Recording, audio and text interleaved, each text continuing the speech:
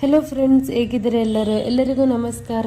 ಇವತ್ತಿನ ನಮ್ಮ ವಿಡಿಯೋದಲ್ಲಿ ಒಂದು ಸಖತ್ ಟೇಸ್ಟಿ ಆಗಿರುವಂತಹ ಬೆಳ್ಳುಳ್ಳಿ ಗೊಜ್ಜು ಮಾಡೋದು ಹೇಗೆ ಅಂತ ನೋಡೋಣ. ಮೊದಲಿಗೆ ನಾನಿಲ್ಲಿ ಒಂದು ಕುಕ್ಕರ್ ಇಟ್ಕೊಂಡಿದ್ದೀನಿ. ಕುಕ್ಕರಲ್ಲಿ ನಾನು 3 ಗಡ್ಡೆ ಬೆಳ್ಳುಳ್ಳಿನ ಬಿಡಿಸ್ಬಿಟ್ಟು ಹಾಕ್ಕೊಳ್ತಾ ಇದ್ದೀನಿ. ಹಾಕ್ಕೊಂಡು ಇದಕ್ಕೆ ಸ್ವಲ್ಪ ನೀರು ಹಾಕ್ಕೊಂಡು ಒಂದು 3 ವಿಷಿಲ್ ಬರೋವರೆಗೂ ನಾನು ಇದನ್ನ ಕೂಗಿಸ್ಕೊಳ್ತಾ ಇದ್ದೀನಿ.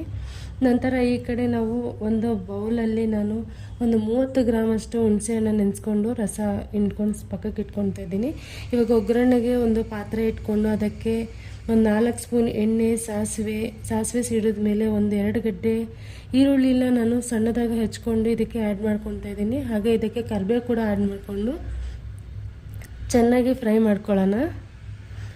ಲೋ ಫ್ಲೇಮಲ್ಲೇ ಫ್ರೈ ಮಾಡ್ಕೊಳ್ಳಿ. ಇದೊಂದು ಸ್ವಲ್ಪ ಒಂದು 5 ನಿಮಿಷ ಫ್ರೈ ಆದಮೇಲೆ ನಾವು ಹುಣಸೆ ರಸ ಏನು ಇಟ್ಕೊಂಡಿದ್ದೀವೋ ಅದನ್ನು ಸಹ ಇದಕ್ಕೆ ಹಾಕ್ಕೊತಾ ಇದ್ದೀನಿ.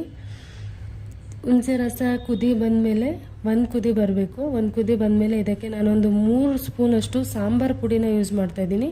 ನಾನು ಮನೆಯಲ್ಲೇ ಮಾಡಿರೋಂಥ ಸಾಂಬಾರು ಪುಡಿ ಯೂಸ್ ಮಾಡ್ಕೊತಾ ಇದ್ದೀನಿ. ನೀವು ಯಾವುದಾದ್ರೂ ಸಾಂಬಾರು ಪುಡಿ ಯೂಸ್ ಮಾಡ್ಕೊಳ್ಬೋದು.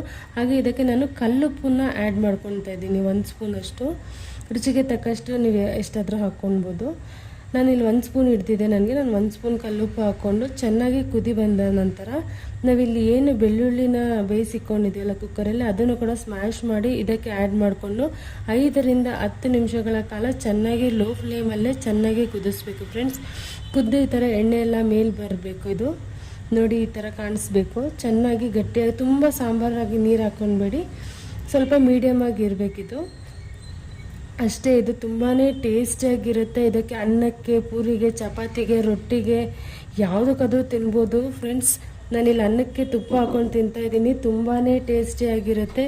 ನೀವು ಕೂಡ ಮನೇಲಿ ಒಂದ್ಸಲ ಟ್ರೈ ಮಾಡಿ ಹೇಗಿದೆ ಅಂತ ನಮಗೆ ಕಮೆಂಟ್ ಸೆಕ್ಷನಲ್ಲಿ ಕಮೆಂಟ್ ಮಾಡಿ.